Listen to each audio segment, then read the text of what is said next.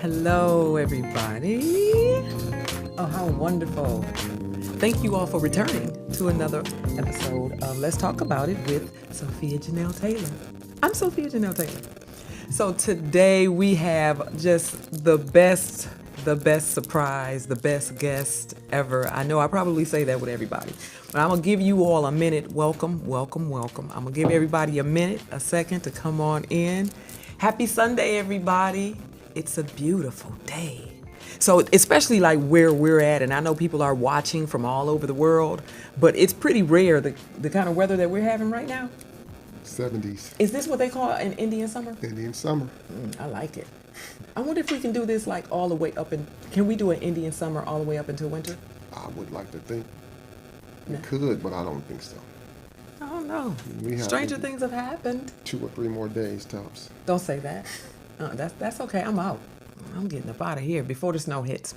So we're just kind of doing a little small talk because we want you all to come on in. Oh, and I want to remind you guys to please like, share, and subscribe to the YouTube channel.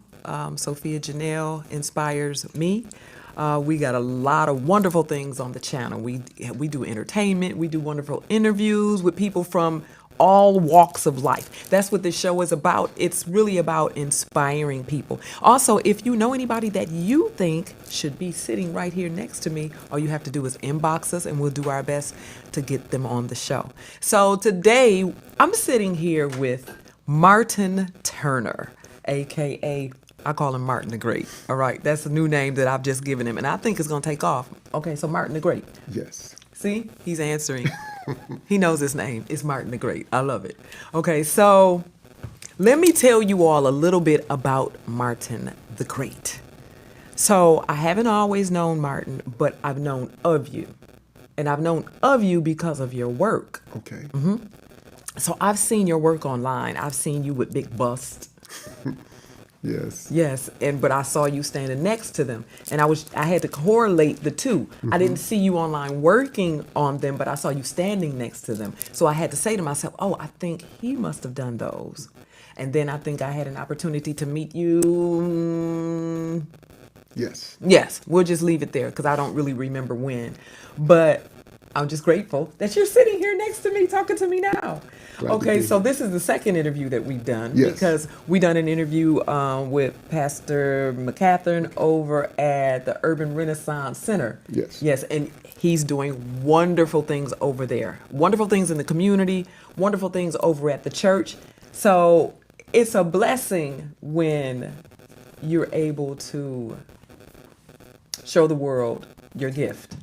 Because what you do is definitely a gift. I agree. Yeah, it's a gift. You didn't choose this gift. God chose you. Wasn't taught either. Oh, what a blessing. Just started doing it. I know, what a blessing. Okay, so the interview that we done over at the church, over at URC, that's when I was really blown away. Okay. Really blown away. And so when we began doing this show over here, I'm like, okay, we got to get him over here. Like, the world needs to know you.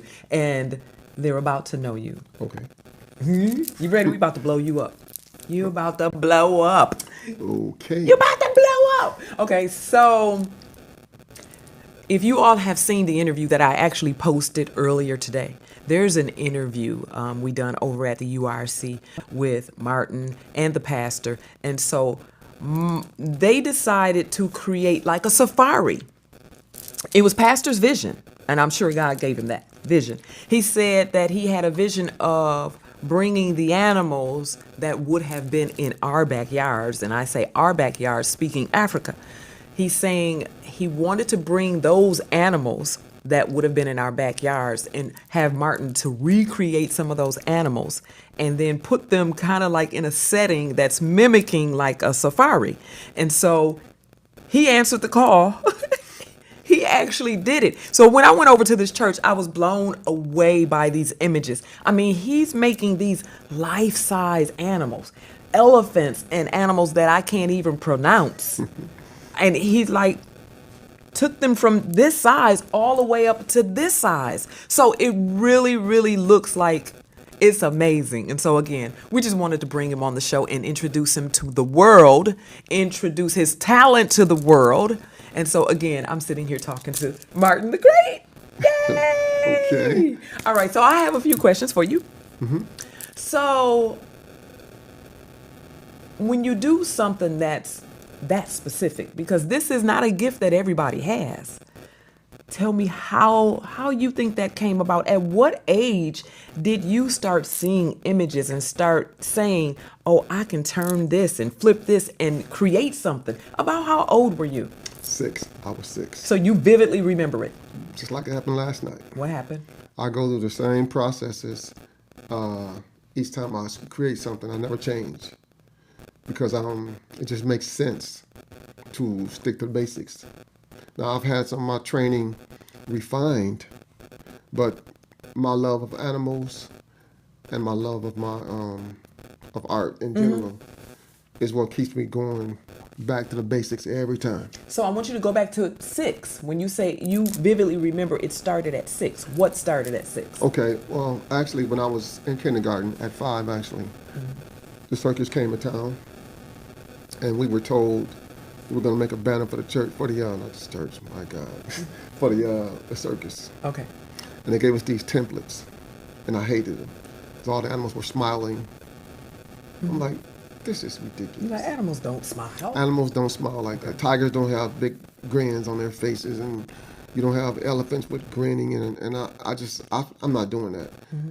The teacher goes, "What do you mean?" I'm like, "That's not how animals." Oh, you told the teacher that you Yes. weren't doing it. I said, "I am not doing this. This is silly."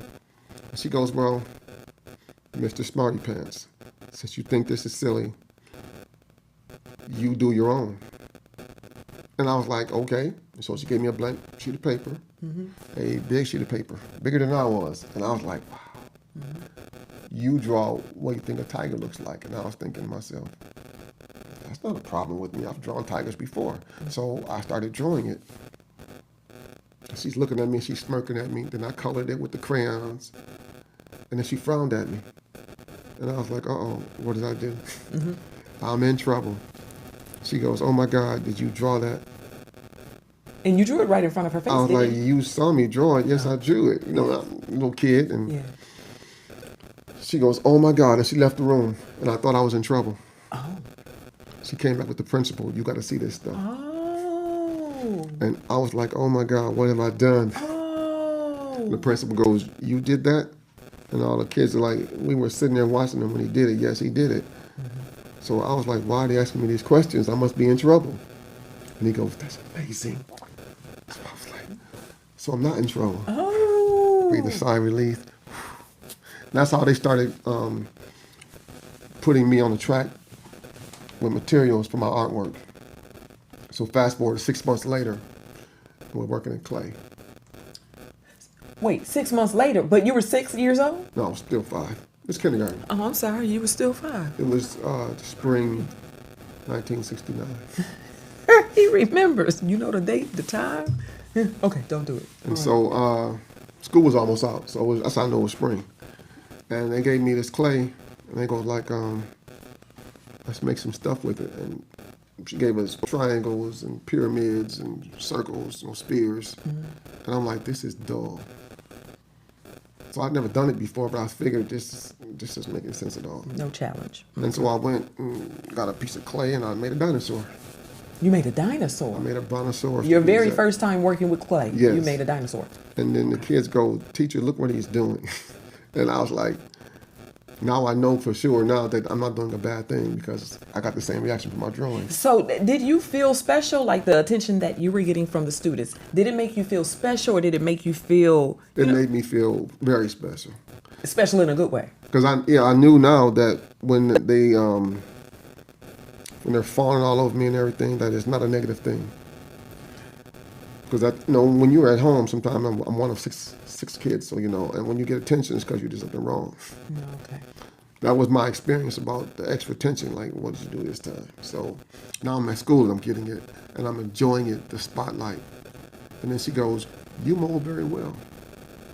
And I'm like, She said you mold very well.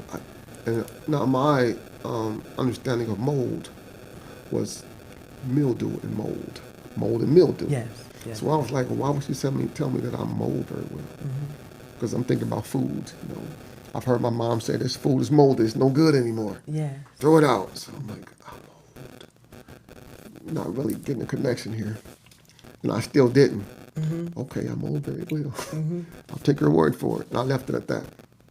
So fast forward to, we're now past my 6th birthday. I'm in the 1st grade. And it's about November, like this time of the year, maybe a little cooler. And, back then we watched TV as a family. Okay. We were watching TV. Commercial came on for Reynolds Wrap. And they said, unlike Saran Wrap, this stuff molds. And that word was up again. This stuff molds to the dishes and it keeps everything secure. And right there, right away, my mind went back to my teacher saying that I mold very well. And I was thinking, that's what she was talking about, mold. Not moldy sandwiches, Yes. but mold.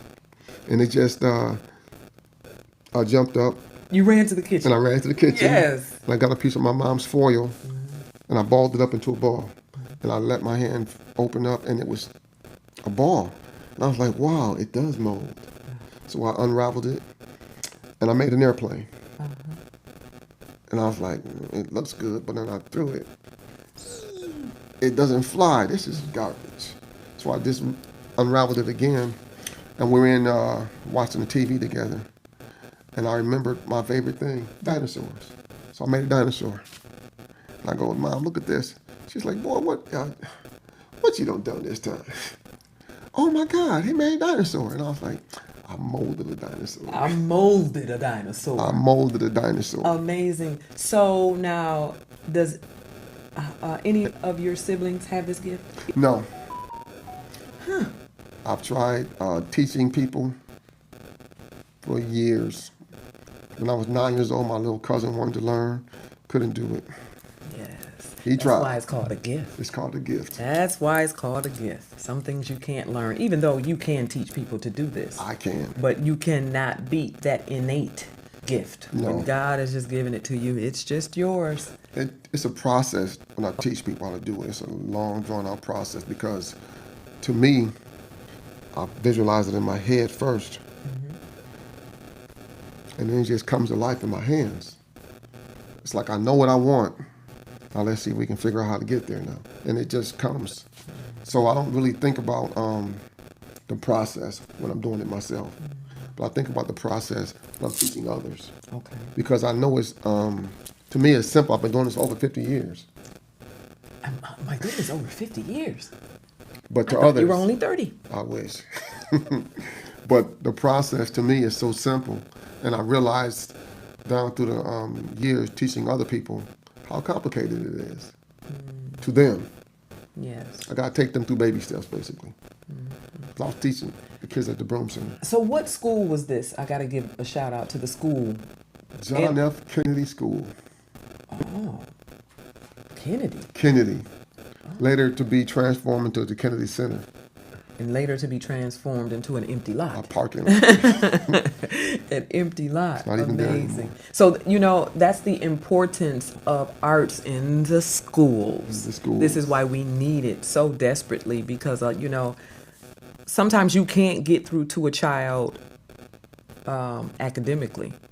But if you incorporate the arts and the programs in the schools, that's where you may see that they flourish, And so that's another reason why we just got to keep arts in the schools.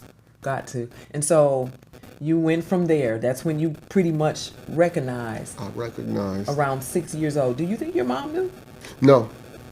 Because the first time I did it, she looked at me like, what are you doing?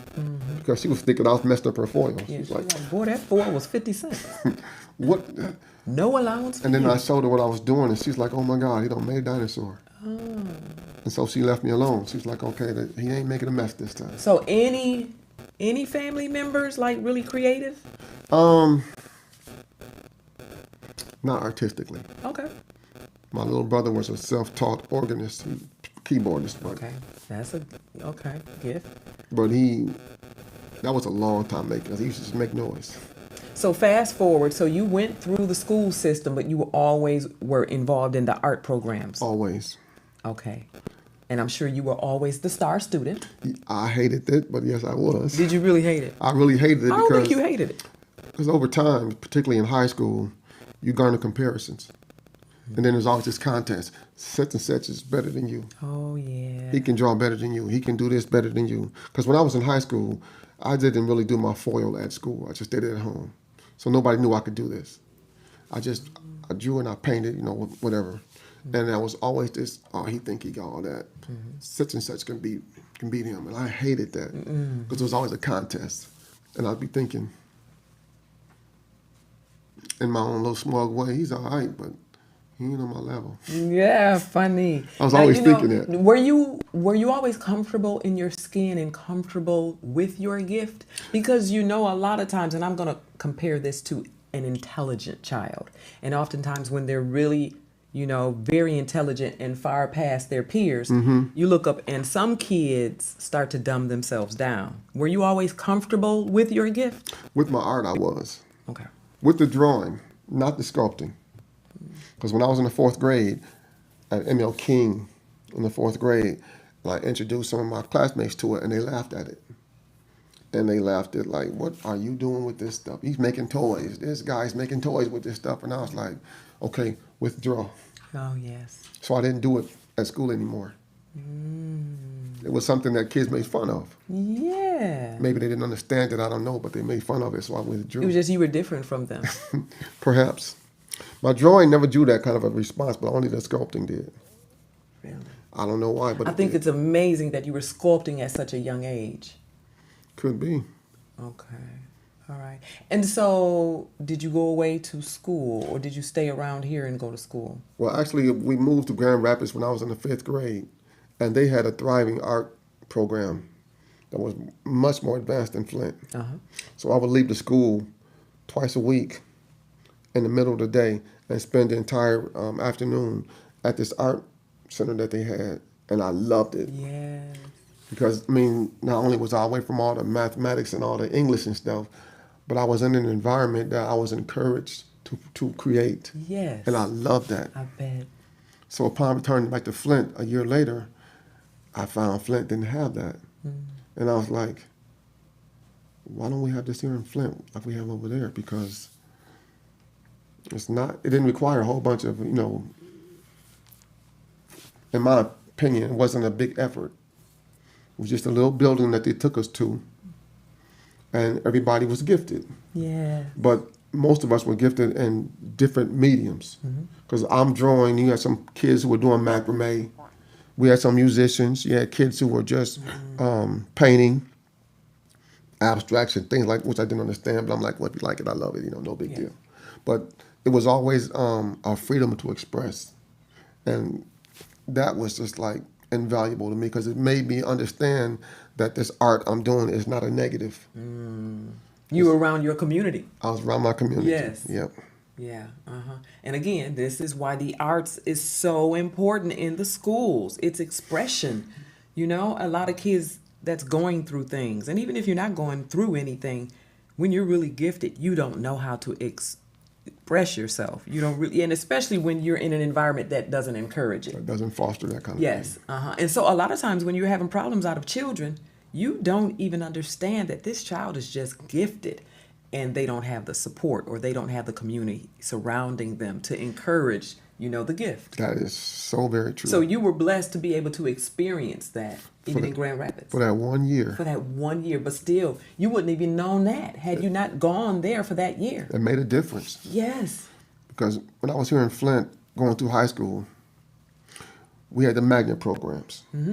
So I was in the advanced art program over at Central. Okay. Now, I never made it to the skill center because I was not that studious an individual. So my attendance, they said you can't go to the skill center unless you have almost perfect attendance. Well, I had other interests other than school at the time, so I wasn't the most studious person. Okay. So they said, well, just send them to the magnet program then. And I flourished in that program because they had art teachers over there who were way, way advanced compared to what we had at Northern. Okay. And he was teaching me all kind of stuff that I was like, painting with eggs. Like, what? Yeah, eggs, it's a medium you can paint with. It's just like oil paint. The smell was a bit much, so I didn't like that too much, but it was intriguing. He introduced me to oil painting because prior to that, I'd only done acrylics. And now I'm doing oils, and I'm seeing how fluid it is and how true the colors are. And if you make a mistake, the oil doesn't dry like acrylic. You can just go back in and correct it on the spot, and just and I was like, this is really nice. But other than that, I never introduced my sculpting to high school. I never did it. I just stayed with the program that they put us in. And by now, I was probably a junior in high school, and I was doing my sculpting, and I began painting them at the time. Because prior to high school, all my sculptures were just foil sculptures. I never painted them before. When I discovered acrylic paint in 10th grade, I would get it on my hands and peel it off and see how pliable it was. But it was still kind of sturdy though. It's stretched, it's acrylic. So I had a little brain wizard. Pass me that. And I painted one with some acrylic paint, and I let it dry. And when I got done, it felt like ceramics. And I was like, okay. Okay, this is a different thing here. And so now the sculptures began to come to life. Thank you. Keep going. So that's how we arrived here. This is absolutely amazing. Absolutely amazing. And again, this is why you're here. Because, I mean, when I say I was in awe, I was totally in awe. And I'm not just in awe because of the outcome. I'm in awe of the process. It's the process. The process. Yeah, and you know, when I was over there interviewing you, and I saw you, and I pointed at some of them, and I felt how hard they were. And one, the fact that you done this yourself, your imagination, and then I'm looking at these eyes. Like, is it a possibility? Can you zoom in on these eyes? This is absolutely amazing. Gifts come in all shapes and sizes and forms and layers, you know? This is amazing. And so I remember asking you, I said, now what did you do the eyes with? And you said, that's aluminum foil as well. I'm like, what? Oh, that's not good at all. Huh, well, I mean, amazing. Okay, so go ahead and talk to me and tell me the process and what this is made of, the entire sculpture. That's foil. But what I discovered when I was at Mott. Just slow down. Again, he said this is foil, everybody. All of this is foil. Now, some may say, how do you make foil so hard? Okay, so tell me the beginning. Well, when I was at Mott, before I got to Mott, I used to use foil and just acrylic paint. It will get hard, but not that hard. So they were kind of bendable. And they were prone to being damaged, and some of them destroyed even. So when I got to Mott, they asked me what I coated it with. And I was like, acrylic paint. And she goes, have you tried oils? I was like, no. She said, well, oil probably wouldn't, it doesn't dry very well. So then she goes, have you tried mud? Mud? You know, sheetrock. I'm like, no, I haven't. She goes, you should try sheetrock and tell me what you think of that. And I tried sheetrock. Over the foil. So you would mold it. Yes. And then you put the mud on top of the mold. Yes. And when that would harden it up. Makes it basically impenetrable. But even you've got like lines in here like hair. Brush strokes. Brush strokes. It's so, and then the whiskers. What are the whiskers made of? Those are paintbrush whiskers. Bristles from paintbrush. Absolutely amazing. Amazing. He's even got genitalia. No, just playing. Okay, so I really am in awe. Okay, and so talk to me about the project that you done over at URC by Pastor's leadership. Okay, when I first met him, he said he had a vision of bringing Africa to America. He wanted to do it in some kind of a visual art form. And I said, well, you know, I'm a sculptor. He goes, really? I said, yeah, I could probably do that for you. And so the first thing I did for him, I had a cheetah. It's about maybe off the table, about yay. I had already done it already. So I brought it in, and I was like, is that big enough for you? He goes, well, that's what you made that out of. And so I was like, what do you think it is? He said, I don't know, ceramics, paper mache. It's kind of light. I'm like, no, it's not that at all. So I broke that down to him also about the story about the foil. Yes. And he's like, unbelievable. No, I don't even believe that. I was like, well. So then I had to go into the kitchen, get a piece of foil, and show him. And he's sitting there. He said, I'm seeing. So I'm thinking, okay, now how do I do that? And they taught me about the, because this is actually got to be engineered now. It ain't just made. Because you got to make sure you do it sturdy. See, because even talking to you, there will be somebody at home that's like, I'm about to go and get some foil. So you're saying that it won't come out this way if it's just foil. You've got a wire in here. Think about rebar that they put in concrete. Oh, well, yes. Well, it comes bundled in Taiwan. That makes it where you can use less material, but it's equally sturdy. Okay. I would have probably had to go around the world to think about that thing as far as how to keep, because I used to always compact it with a knife and a hammer and tap it till it was really solidly compacted.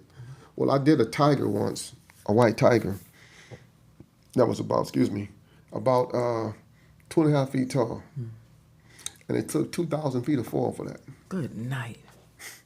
So when you say that, you showed the pastor the process, and I'm sure he was in awe.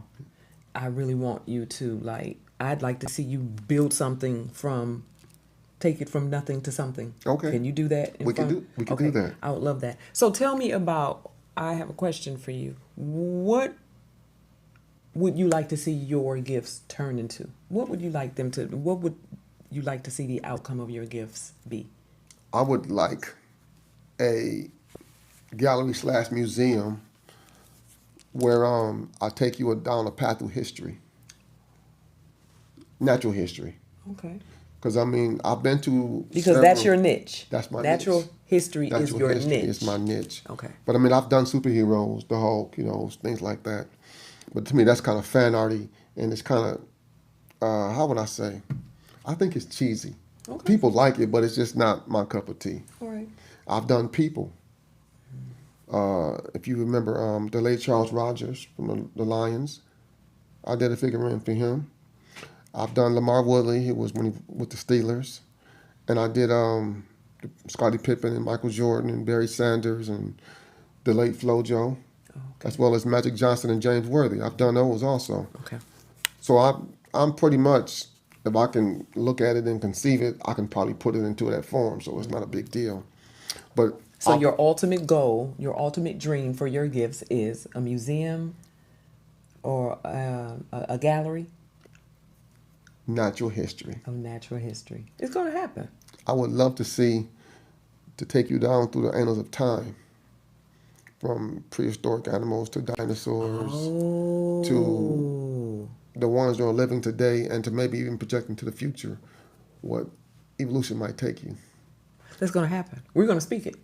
So we're going to say right now, you're going to finish the sentence. A building, a structure, a museum, a gallery. Yes, you are. And that is what I'm working toward right now, actually. Presentation. Good. Because I'm already formulating in my mind my dimensional limitations. And right now I can't find any. Good for you, because there are none. There aren't any. Okay, so I see you brought some material over here. I want you to start. Yeah, I just want to see the process. Okay? I just brought the basic stuff. I didn't bring any paint, any mud, anything like just the basic process. Okay, that's fine. All right. Well, okay, we're going to head on over to the table. Okay. I wonder if I could do it. Maybe.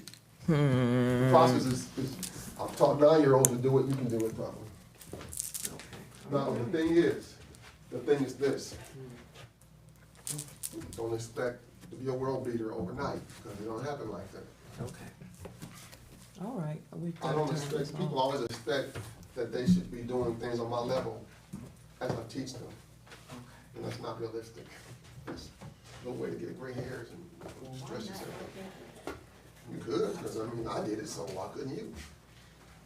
Never taught, so I wasn't taught, and yet I can do it. Why can't you do it? I bet you I could. I bet you. Are you going to take a piece and follow me? No, I'm just asking, So, that's standard. This is heavy duty. Well, the reason I use both of them because standard is easy for foundational stuff. It makes it easier to get a firmer foundation, structural integrity. But the standard is easier to mold. So when you get to fine details and everything, it's harder on my hands to do heavy duty. It's easier to do the standard. So, no, don't follow me. Just follow me. No, go ahead. Follow me business. What I always do, I tell my kids, I always start, I crinkle it.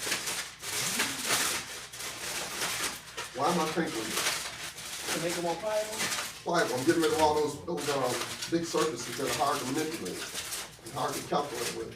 So now I got it in my mind like a piece of clay. Because it's bendy. That's why I do that. So now, I'm going to do that. Because I love boxers. I love boxers. All-time favorite dog. So, I'm just going to do this. I'm going to do this. So that's the more sturdy form right there. Yes, Okay. this is the foundation. Just going to do the foundational stuff here. This has been my dream dog since I was about 7 or 8 years old. I mean, that quick? Did you see that? Okay, stop. Go ahead. No, I don't mean really stop. That was so quick. This is just foundational stuff, though. This is what I've always been. This is how I started when I was 6 years old. This is kind of what I was doing on this level. Stop.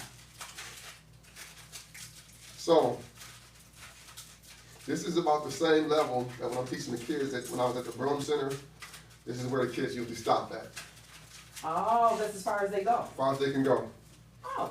But I tell them the reason they can't go any further is because I know how a boxer looks, You see how quick he done that? and they don't.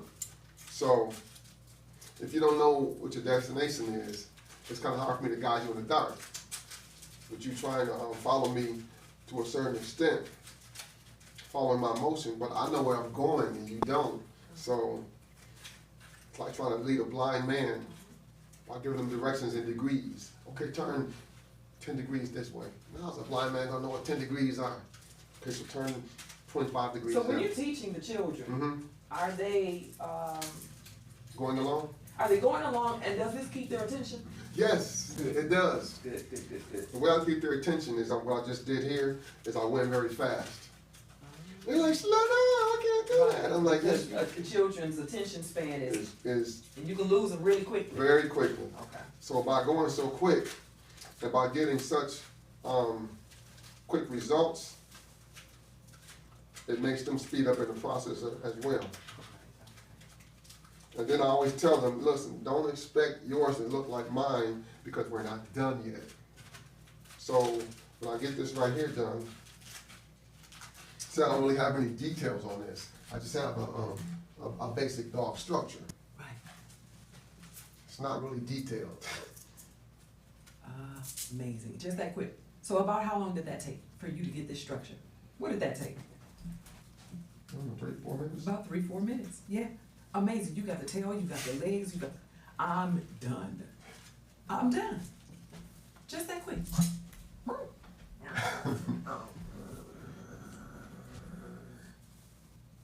Are they getting it? They got it? Yes. Okay. Amazing. So now I got that part. Okay. Now I take the softer form. This is very easy. I consider this to be like warm clay. Because when clay gets warm, it's easier to mold. Now comes the engineering part. Boxers have ears. What I'm gonna do with this is I'm gonna map it out in my head. I'm gonna take and pinch off some pieces here so that he has ears.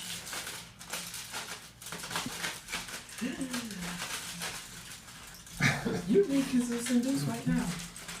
So now that I got the ears, which is the outline thing that's gonna be harder to do, I'm gonna take, now he has his ears, and put this on top of this. And kind of match it up. And by doing that, his muzzle comes into focus a little bit, because I got this softer foil. So his muzzle's coming in. I can now do his bottom lip. You might not have a little for boxers in it. I can now do that. And you see how this is a really soft foil. So my fingernails are coming into focus now. I'm using my fingernails, actually a lot more than I'm actually using my fingers, using my fingernails. Get the little dish shape of his head. I've already got the ears already formulated, so those are already coming out. Everything else from that point on, just pinching and squeezing and kind of estimating. But you could already see that his head is taking form already. Yeah, I see. That's why I use the softer foil now, because it's so much easier to mold than the hard foil. Wow. Especially for little hands and fingers. So they get frustrated easily when they don't get to do what I'm doing. You get the opportunity to go over to the Broom Center. Yes. There's a hippo over there that the kids did. I just directed them. But they did it. And it's about maybe 2 feet tall, about 4 feet long. It's a pink hippo with green spots. I said, that's what y'all want to do. I'm gonna let y'all creativity give you complete creative license. I'm not gonna guide you or direct you.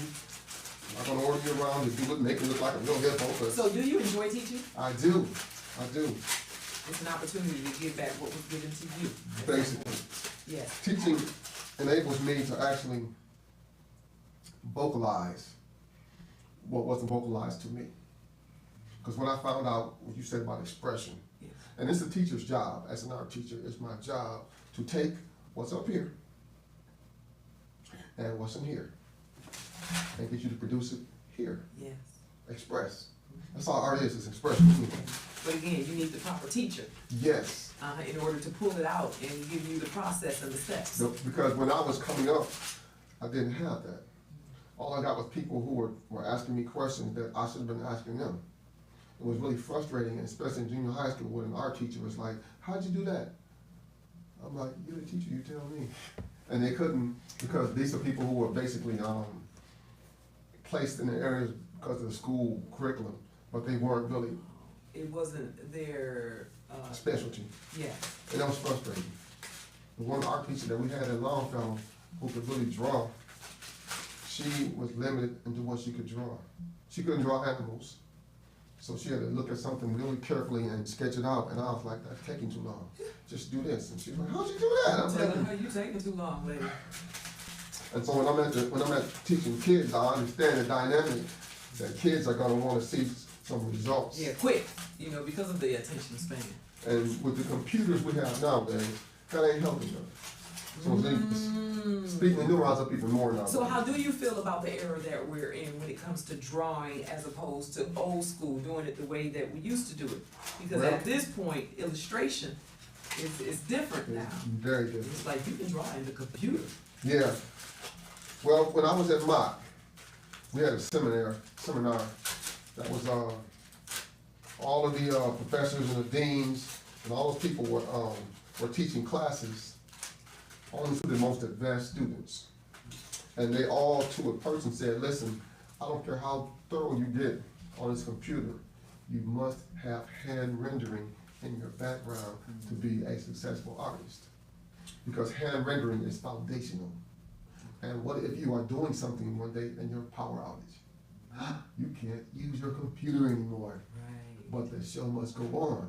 And so that made sense to me. So I was thinking to myself, okay, I'm gonna convey that to these kids also. And yes, I want you to do what you're doing, but I want you to have basics also. Yes. And the way I used to have them sculpting, we started off with just figures, geometric figures. I had them do cubes, pyramids, things like that, Yeah. that they could form with their little hands and see results right away Oh, nice.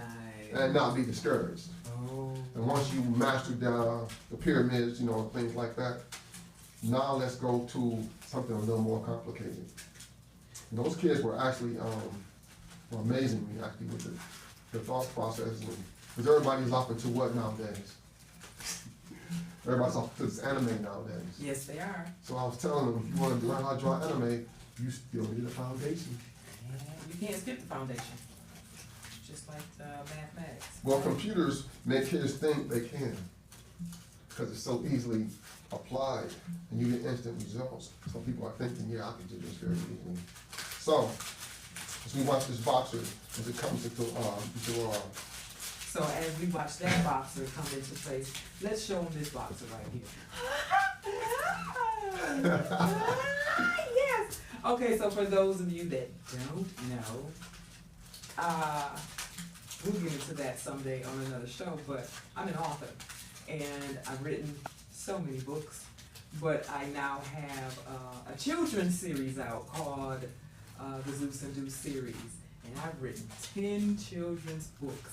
And so they're about a dog. They're about two dogs. One dog's name is Zeus and the other dog's name is Deuce.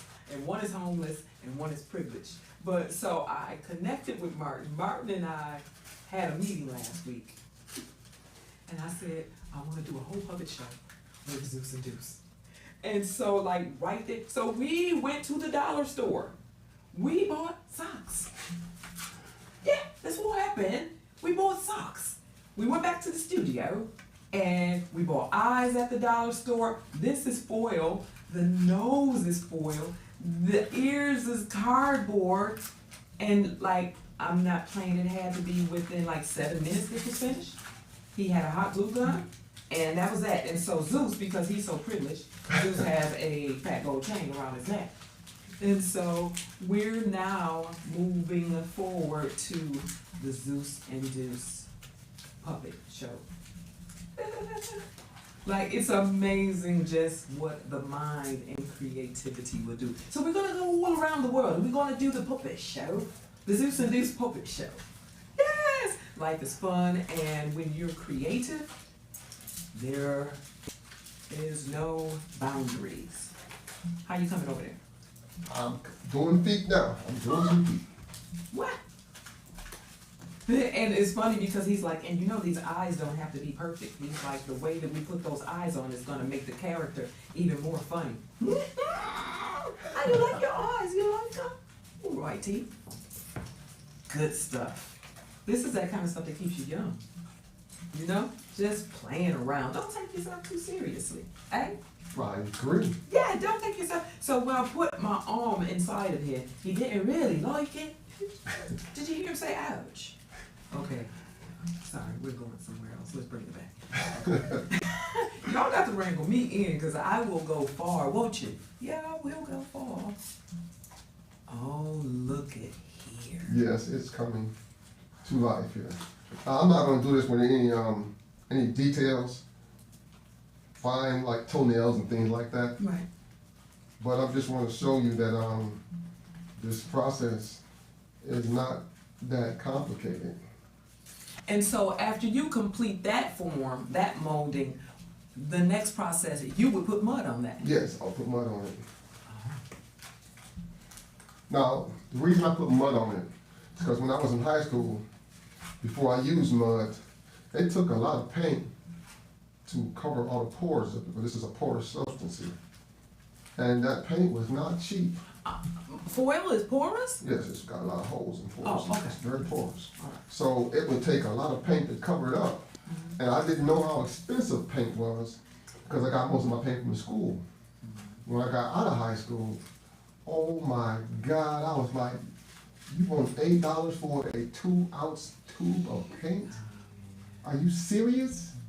This is the 80s. $8 was a lot of money back then. And I was thinking to myself, I'm not gonna be an artist because this is He's like, that's it for me, I'm done. too expensive. So when I joined the Marine Corps, money wasn't an object anymore though. So that's when I started doing full-scale projects. Like over $100. I had a collection over $100. Just for every grade you could think of, I had them in a collection. So I never imagined it would go to this scale like it is coming now, because it was a hobby and nothing more than a hobby. And that was how I treated it. So I toiled in, factories and other little menial jobs, killing myself physically, making a living. I mean, I was making a decent living, but it was nothing that I saw myself doing for the rest of my life. Yes. So, and at this point, you see yourself doing this for the rest of your life, right? Yes, the rest of my life, I see this as what I'll be doing For the rest of your life. for the rest of my life. And it sustains you financially. Yes. Okay, but we want more than just sustaining. So again, the vision is, and what is going to happen is you're going to have your own what? Museum. Yes. You see, I'm trying to get you to speak that. Yes. I do You understand. will have your own museum. So when I do this right here, and I put that down there, okay, that's just a rough thing. Now, if I was at home, I would probably do it a little slower. It might take me maybe half an hour to do it, but it would have a whole lot of details, like toenails and things like And that. he even has Janell Taylor for real. That's a he, eh? Yes. I kind of feeling realism. I'm done. Look at here. Just that quick. Y'all see that? No.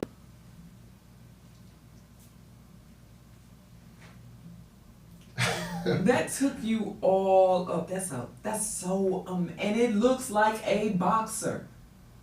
And so what you would do with this is you would cover it up with mud. Mm-hmm. Okay.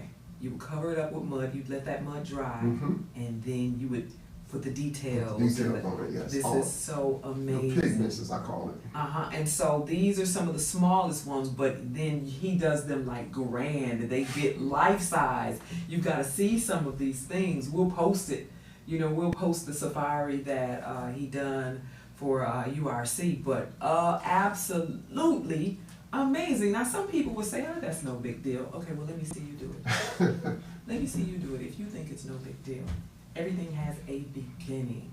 And so we are encouraging everybody to get those gifts out of you. You got to get those gifts out of you. I agree. Yes. Because you never know what they'll turn into. Like this guy is just moments away from having his own museum. I agree. Yes, that's what I'm talking about. I agree. You're just moments away from having your own museum. And again, everything starts from somewhere. So again, one more time, you will soon have your own what? Museum. Yes. Yes. You will. And you'll be able to teach children from all Yes. around. I will. Mm-hmm. Things I was never taught, but I learned how I see it from the universe. Good. It was always instilled into me, and I always had it. Mm-hmm. It was just a matter of getting the right individuals and the right venue to pull it out. And my mom started it, and I had a few art teachers, but they say necessity is the mother of invention. Yes. I needed to make some money. Yes. So that propelled me to kind of up the ante a little bit and start putting realism into my work. So there were no longer toys or like whatnots. So when I did a woman's dog from Flushing, the dog was English Springer Spaniel, little getting up there in the years. And she had a picture. I said, I'm gonna do you one better than your picture. Let's make this sculpture of this dog so you can have this on your little shelf Yes. as a remembrance. Mm-hmm. For as long as you keep this thing, it's there for you, basically. Yes. And I have seen the thing that makes it so fulfilling to me is when I see people cry, Oh. shedding tears, because this is like a keepsake that they never thought would actually be possible. Literally people crying, that's my baby. Oh. No, it's not. It's just a replica of your baby, but I get you though. So, I mean, that's what makes it, to me, so fulfilling. Yes. It's the way it touches people. Because if art doesn't touch people, it's not art. I agree with you. If it doesn't touch or inspire. Sometimes it's got to touch, inspire something. If it doesn't, I don't know what you're doing, but that's not art. Inspire, spark something, a creative thought or something. Yep. So I have to come back and stress again the importance of keeping art in schools. It's more important than we know, you know, and the fact that oftentimes in the urban communities, when they get rid of the programs, you don't understand what you're getting rid of. You just don't understand what you're getting rid of, you know, because we thrive off of creativity and expression. Yes. I have never figured out why they think a kid can be developed on strict academia. I mean, why would you think a kid does not need a venue for expression? A venue for expression. Why would you not think that a kid does not need an avenue for creativity? That is insane. I mean, when you look at adults, how they will take cars or how take their homes and customize them. Yes. Those are just big toys. Yet they invest all this money and all this creativity into stuff like that, but then think all a kid needs is arithmetic and English and science. And I'm like, are you serious? I mean, imagine you had an existence where the only thing you did was make money from your job, and you had no hobbies, and you had any kind of respite from that existence. What would you have? Probably an empty shell of an individual. And you know, some people do live their lives like that. And they're miserable. And some people haven't tapped into their creativity, because some people have an excuse, and I won't even say it's an excuse. Some people just say it's life. You know, they're like, I don't have time. I used to play the keyboard or the guitar or the violin or the trumpet, or I used to do this, but life happened and I haven't been able to express or get my gift and my art out. I have heard that. Yes. And most people that I know who have said that are miserable. I've known people who have great means, who make a lot of money in what they're doing, but they're not happy.